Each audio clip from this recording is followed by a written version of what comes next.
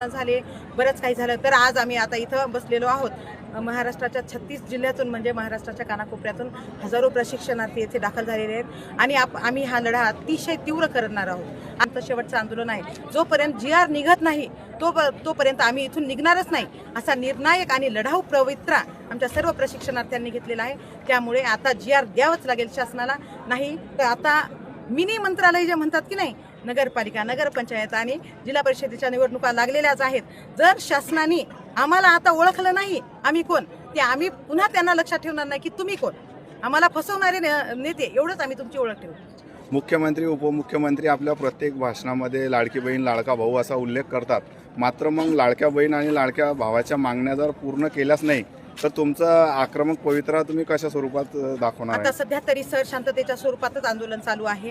इथे उपोषणाला आमच्यातीलच 9 ते 10 प्रशिक्षणार्थी बसलेले आहेत. उपोषणाला 2-4 दिवस पाहू आमची दखल घेतात का. जर तरीही सरकारने दखल घेतली नाही तर आम्ही शेवटची भूमिका या होणाऱ्या स्थानिक स्वराज्य संस्थेच्या ज्या निवडणुका आहेत त्या निवडणुकावर आम्ही मतदान करणारच नाही, म्हणजे बहिष्कारच टाकू.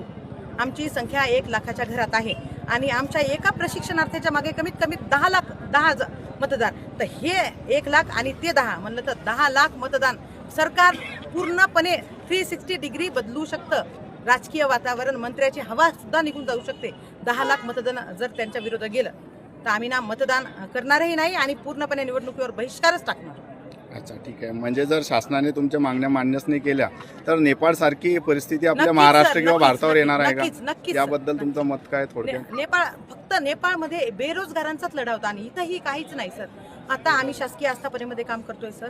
तेथे परमनंट कर्मचारी 60,000 70,000 ते 1 लाखामध्ये त्यांना पगार आहे आणि आम्ही केवळ 10,000 रुपयावर त्यांच्याच दृष्टीनं त्यांच्यापेक्षा किंबहुना जास्त काम चांगलं करतो. कारण ते वयस्कर झालेत, 55 56 60च्या जवळ गेलेले आणि आम्ही तरुण आहोत सर, 25 26 27च्या मधले. तर आम्ही आजही त्यांच्यापेक्षा चांगलं काम करतोय. मी ज्या आस्थापनेत कार्यरत आहे ते सगळे म्हणतात की मॅडम तुमचं काम खूप चांगलं आहे. सरकारने तुमच्या बाबतीत काहीतरी सकारात्मक निर्णय घ्यायला हवा. म्हणजे जे परमनंट कर्मचारी आमच्या बाबतीत म्हणत आहेत की त्यांचा दर्जा आम्हाला देत आहेत, म्हणजे नक्कीच ते खोटं तर बोलत नाही सर. हाडाचे शिक्षक आहेत, मी शाळेत आहे. मुलं आम्ही जर क्लासमध्ये गेलं नाही तर ओढत नेतात, मॅडम तुम्ही चला. त्यांना वाटतं की ह्या मॅडम नवीन काहीतरी शिकवतील, नवीन काहीतरी सांगतील. त्यामुळे ठीक आहे, तुमच्या आंदोलनाला यश हो. तर जे आंदोलन चालू आहे यामधील हे प्रशिक्षणार्थी वर्ग आहे मागण्यांसाठी शासनाकडे आक्रोश करीत आहे. तर शासन यांच्या मागण्यांची दखल घेईल का, याकडे आता महाराष्ट्रासह संपूर्ण देशभरातील युवक व बेरोजगारांचे लक्ष वेधले आहे. माझे नाव रघुनाथ जगन्नाथ गारमुडे, लासुरा. माझं गाव असून खेडेगावातली आहे मी. माझी 2 मुलगा आणि मुलगी दोन्ही पण प्रशिक्षणार्थी आहे. त्यांना काहीतरी रोजगार मिळावा म्हणून मी आंदोलनामध्ये सामील झालेलो आहोत.